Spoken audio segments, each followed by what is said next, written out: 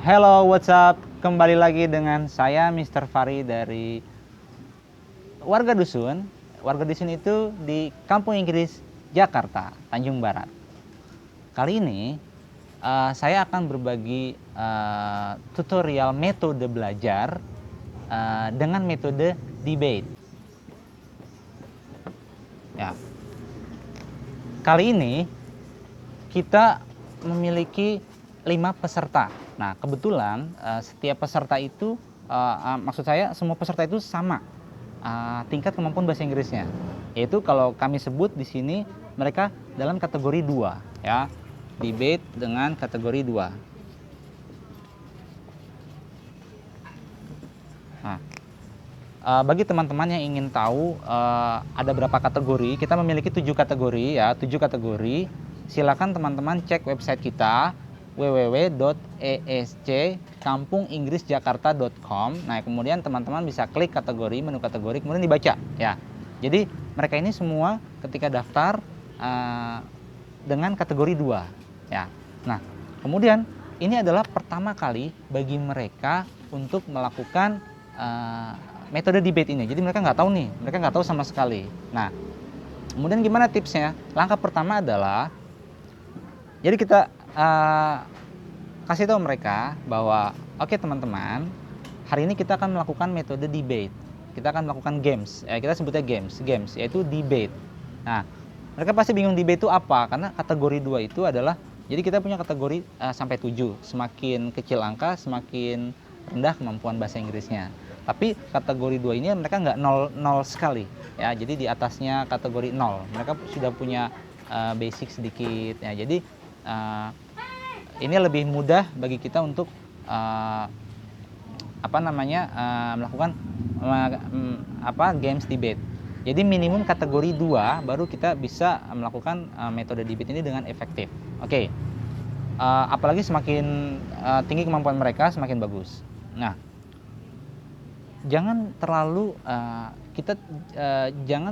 teman-teman jangan terlalu banyak menjelaskan peraturan-peraturannya, rules-rulesnya, step-stepnya, kemudian debate itu nanti seperti apa.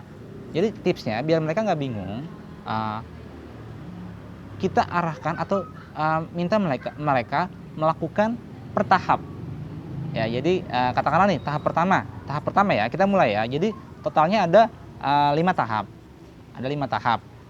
Yaitu pertama perkenalan ya, seperti ini. Jadi hai teman-teman, kita akan melakukan game debate. Nah, itu perkenalan ya.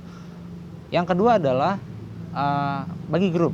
Nah, cara membagi grupnya, teman-teman dikocok ya dengan kertas ya, nanti akan dijelaskan ya per tahapnya. Yang ketiga, setelah mereka saya ulang, yang kedua tadi, mereka dibagi grup, kemudian dikocok dengan kertas, kemudian mereka duduk per grup ya, grup yes dan grup no, atau grup A atau grup B. Nah, kemudian setelah itu mereka salah satu dari mereka untuk memberikan topik ya. Jadi jangan dari guru nih, biarin aja biar seru. Kasih mereka waktu 1 atau 2 menit untuk mempersiapkan topik. Nah, cara memberikan topik itu dengan do you agree if. Nah, if apa nih? Atau if or with. Nah, misalnya do you agree if student can bring smartphones to the class or to the school? Nah, jadi misalnya ada salah satu siswa peserta memberikan topik, apakah kamu setuju siswa atau pelajar SMP membawa handphone ke sekolah? Nah, tadi kan sudah dibentuk, jadi nggak perlu lagi setuju atau enggak, udah jadi nih.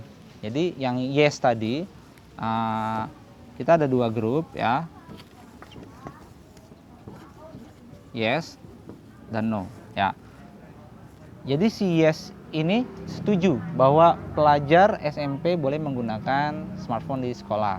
Yang ini nggak setuju ya. Jadi nggak ada debat dari personal, karena kita ingin mereka itu ya mungkin sebenarnya mereka nggak setuju, tapi ternyata dapetnya setuju, yaitu kita sengaja, ya. Ya, berikutnya adalah step keempat.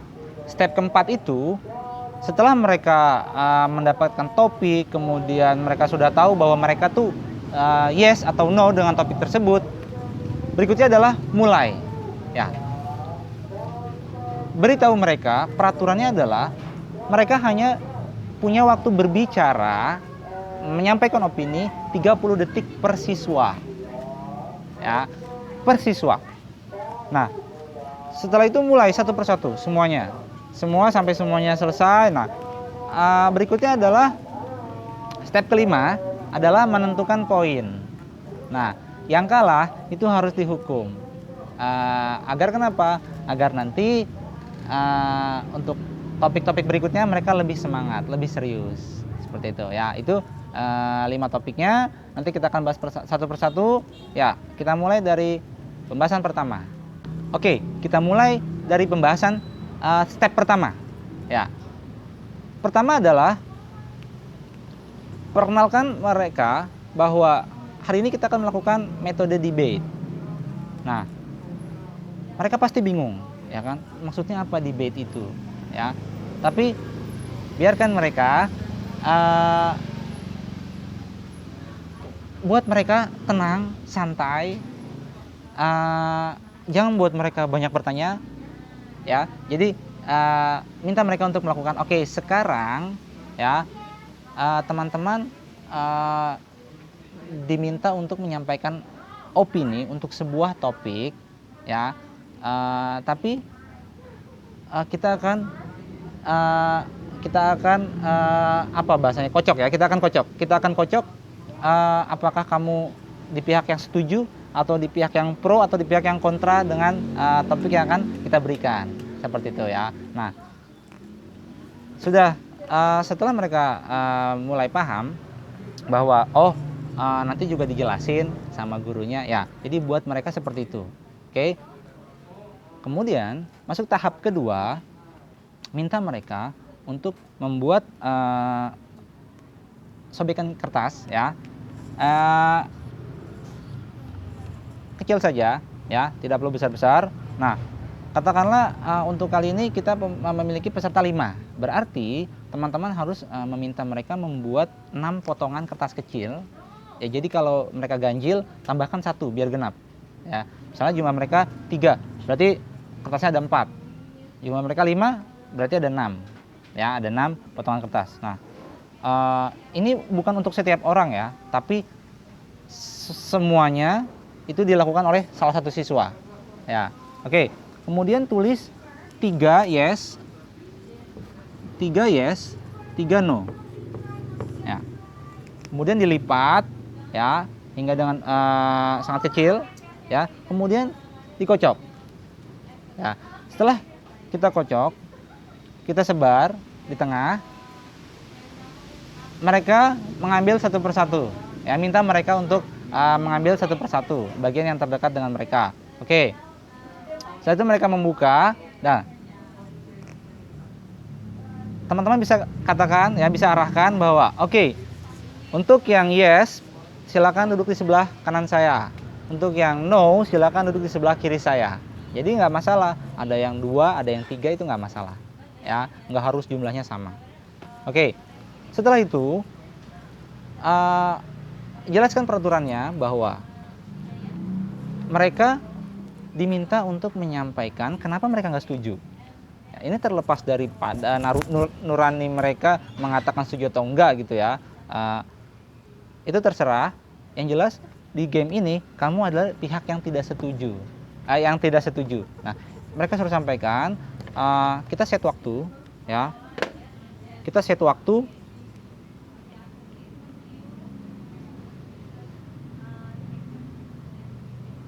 30 detik. Kita sampaikan ke mereka, kita tunjukkan. Setiap siswa itu memiliki waktu untuk berbicara 30 detik. Selesai nggak selesai, nanti akan kita ganti ke orang berikutnya. Oke. Kemudian kita minta mereka berbicara. Nah, setelah waktu habis, 30 detik habis, ya. Teman-teman bisa kasih saya hapus ya. Ya. Jika mereka ngomong ya, mereka berhasil sukses menyampaikan ide, katakanlah saya nggak setuju nih siswa bawa handphone, kenapa? Karena bla bla bla. Nah, itu berikan checklist. Ini menandakan bahwa dia berhasil bicara, menyampaikan ide. Nah, kemudian berikan kesempatan ke pihak lawan. Nah, pihak lawan juga berbicara, memberikan opininya, kenapa dia setuju. Ya, kenapa dia setuju? Ya, kemudian kita berikan penghargaan lagi ya, jadi mereka tahu bahwa seimbang. Terus seperti itu sampai di sini peraturan saya adalah barang siapa yang mendapatkan 3 kali cross ya, 3 kali silang ya, dia dinyatakan kalah. Maka grup no adalah pemenang. Nah, jadi setelah menang diumumkan bahwa grup no mendapatkan 1 poin masing-masing anggota di grup no, seperti itu. Nah, kemudian kita ulang lagi topiknya ya, sampai 3 topik, nanti akan kita dapatkan skor masing-masing peserta. Terus kita ulang stepnya, pertama di shake ulang, kemudian topik baru, kemudian ngomong lagi, kemudian masing-masing menyampaikan, nanti dapat lagi 3 cross. Biarkan mereka berbicara, meskipun susah sekali untuk mendapatkan cross karena mereka semua punya ide yang luar biasa, selalu punya ide baru ya, itu biarkan ya. Jadi kadang ada yang topik hanya setiap ngomong langsung salah ya. Nah, berikut ini saya akan sampaikan apa peraturan-peraturan yang akhirnya peserta bisa mendapatkan cross atau silang. Oke, baik.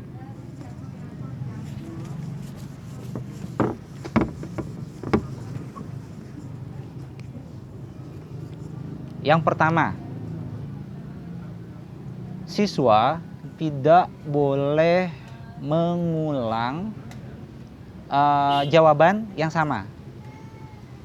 Misalnya, tadi siswa bilang kalau bawa handphone itu membuat siswa jadi malas berpikir. Malas berpikir kan? Nah, tapi siswa berikutnya sesama anggota kelompoknya mengatakan kalau dengan handphone mereka jadi nggak mau serius, jadi maunya mikirin handphone aja. Itu sama, konteksnya sama ya, itu disebutnya mengulang ya. Jadi mengulang jawaban adalah cross ya, tidak dibenarkan. Nah, yang kedua adalah mereka stuck. Jadi mereka udah bingung nih harus jawab apa lagi, karena udah disebutin semuanya. Atau dia nggak punya ide, lagi blank. 30 detik dia hanya ngomong I agree because. Nah, itu juga cross ya. Jadi tidak berbicara. Nah, jadi dia tidak mengeluarkan ide. Itu cross. Nah, berikutnya, mereka dilarang menyetujui pihak lawan. Apapun itu, apapun pendapatnya. Jadi jangan sampai mereka mengatakan I agree with that, berarti dia udah menyetujui pihak lawan. Langsung kasih cross ya.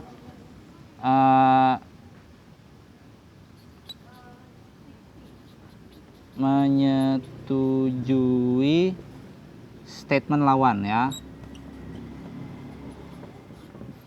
apapun bentuknya ya, meskipun setengah, meskipun dia bilang gini,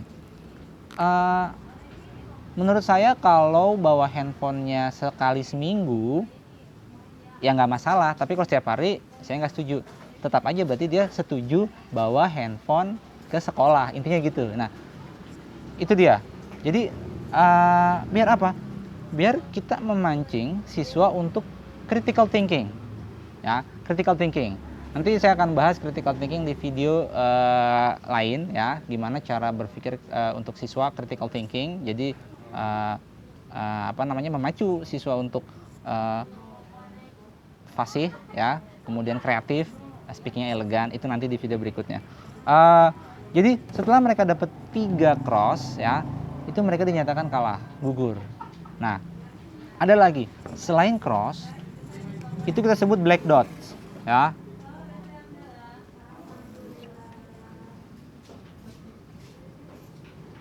Black dots ya. Black dots ini didapatkan jika mereka ngobrol saat rival berbicara.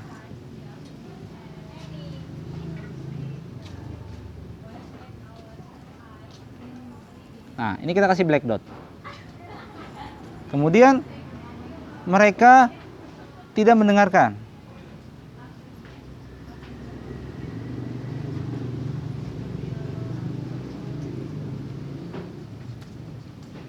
Itu juga black dot. Ya. Ketiga adalah mereka interupsi. Ya.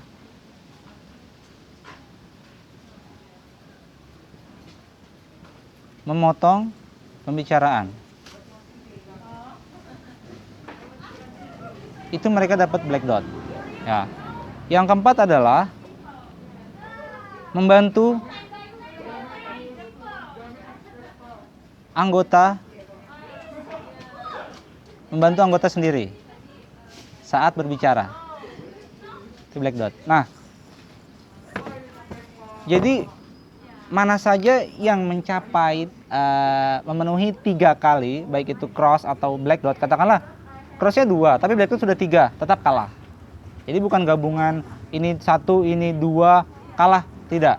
Mana saja yang mencapai 3 kali ya duluan, maka dia dinyatakan kalah. Jadi bisa menentukan kalah menang itu bisa dari cross atau dari black dots. Seperti itu ya. Nah, jadi semua ini ya, peraturan-peraturan ini kita buat agar kelas debate ini, metode ini tidak membosankan. Ya, sehingga siswa itu jadi ingin lagi dan ingin lagi. Ya, sedikit informasi bahwa debate adalah salah satu metode yang paling favorit di kelas saya. Ya, di TREF Kampung Inggris Jakarta. Mereka bahkan ada siswa yang sengaja datang itu telat, dia tahu jadwal debate itu setelah asar. Dia sengaja datang setelah asar saja karena dia bilang apa? Gue cuma mau ikut debate doang. Seperti itu. Jadi kalau kita membuat peraturan-peraturan yang seru, yang mendukung siswa untuk berbicara, mereka jadi aktif, yang diam jadi merasa dihargai pendapatnya, gurunya adil, itu akan membuat metode yang kita buat ditunggu-tunggu oleh siswa. Nah, bukankah itu yang kita harapkan? Ya, jelas sekali. Dengan kita memiliki beberapa metode yang ditunggu-tunggu siswa, artinya apa? Mereka antusias ke kelas kita, seperti itu ya.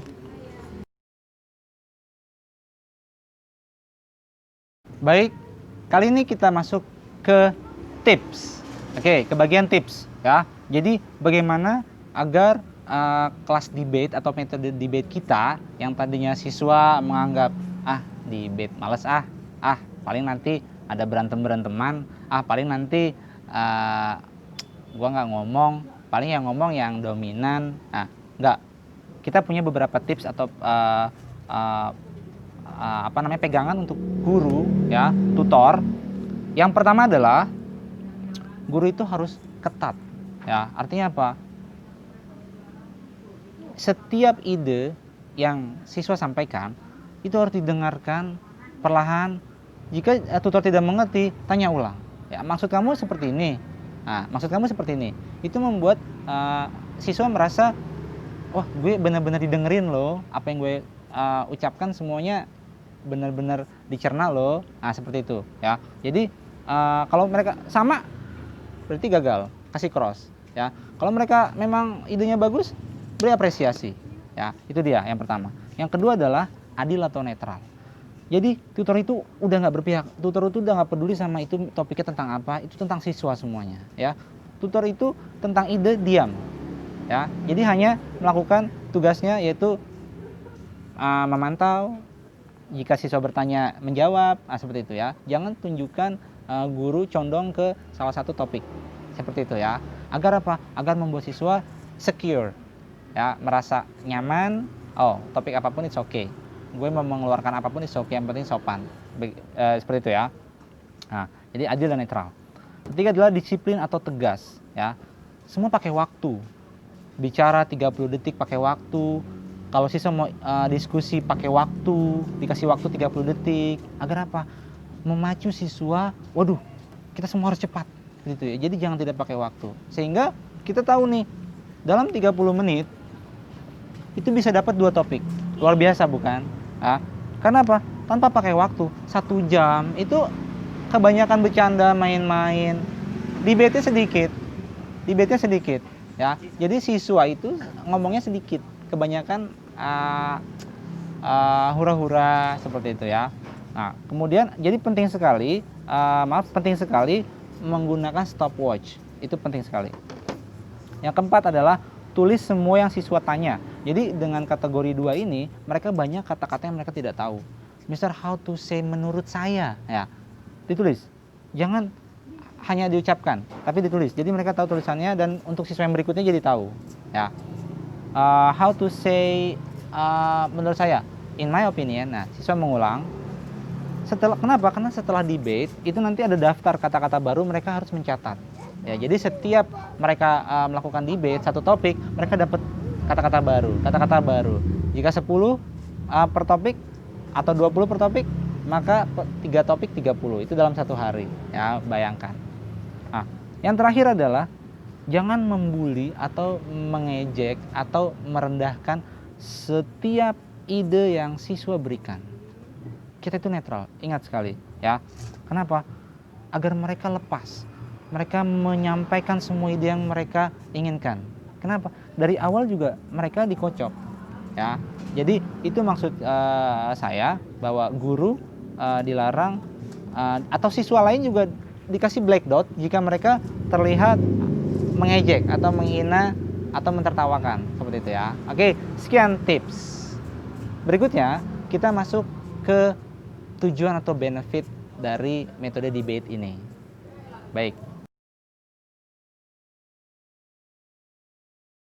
Baik, sekarang kita masuk ke bagian benefits ya. Apa sih manfaat melakukan debate tadi? Tujuannya, manfaatnya, yang pertama adalah membunuh rasa gugup siswa.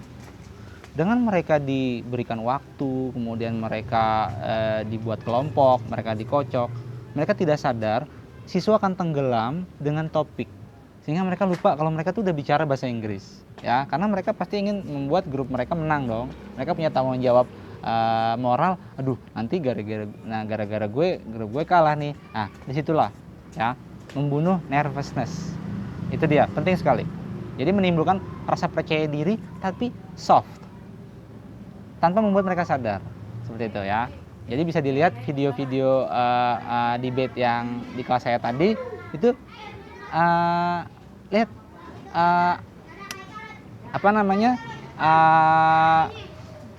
ekspresi mereka itu santai semuanya, santai sekali. Ya, itu mereka tidak takut kalah atau salah, seperti itu ya, dengan soft, cara yang tanpa mereka sadar. Yang kedua adalah menumbuhkan critical thinking. Gimana caranya nggak mengulang ide, jadi mereka kreatif dalam berbicara. Nggak apa-apa awalnya how to say ya, tapi mereka jadi merasa ternyata ide gue dibenerin loh, ternyata gara-gara ide terakhir gue menang loh. Nah, seperti itu ya. Jadi mereka ngerasa seru nih, apapun yang gue bicarakan dihargai. Seperti itu ya. Oke ya, critical thinking tadi nanti saya akan bahas di video lain bagaimana membuat menumbuhkan critical thinking ya. Itu mudah sekali. Yang ketiga adalah appreciate each other. Jadi saling menghargai. Karena kalau kita tanya satu topik, misalnya nih tadi, siapa yang nggak setuju sistem siswa membawa handphone ke sekolah? Kalau ditanya siapa yang setuju duduk di sini, siapa yang nggak setuju duduk di sini. Nah, itu kita pernah coba, itu sama sekali tidak efektif. Jadinya debat kusir yang mereka merasa masing-masing semua benar ya. Jadi dengan metode dikocok ya, mereka nggak tahu mereka akan setuju atau enggak ya. Bahkan ada siswa memberikan topik seperti ini. Setuju nggak kalau anak SD ngerokok? Mau nggak mau harus dibagi kan, yes atau no. Ternyata yang yes yang menang. Itu kenapa? Itu bahwa mereka siswa tenggelam dengan topik, ya. Itu lucu kan? Jadi yang menang tuh yang setuju bahwa anak SD boleh ngerokok. Ya itu hanya permainan. Jadi setelah main tuh mereka ketawa semuanya. Padahal gue nggak setuju tuh. Tapi karena mereka dipacu untuk membicarakan sesuatu yang gue harus menangin topik ini. Ya seperti itu. Ya. Oke. Terakhir adalah membiasakan mereka untuk komunikasi dua arah. Jadi mereka nggak bicara sendiri. Jadi mereka ada timbal balik, ada respon. Ya mereka tahu setelah temannya bicara seperti ini, mereka memberikan respon. Ya jadi nggak self speaking. Ya itu kurang efektif untuk membangun kemampuan conversation siswa-siswa yang masih pasif seperti itu. Ya jadi demikian metode debate ini. Semoga guru-guru atau tutor-tutor yang sedang mencari metode atau teman-teman yang sedang memberikan pengajaran ya itu menjadi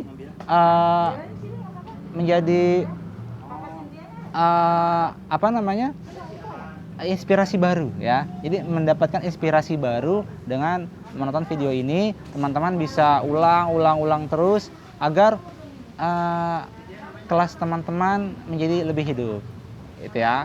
Jadi kita juga menyediakan praktek metode debate hanya Rp25.000 di IAC Kampung Inggris Jakarta. Teman-teman tinggal hubungi adminnya, nanti kita akan pandu persis dengan yang di video ini. Kita akan berikan tutorial ke teman-teman yang ingin langsung merasakan belajar dengan metode debate di IAC Kampung Inggris Jakarta. Sekian dari saya.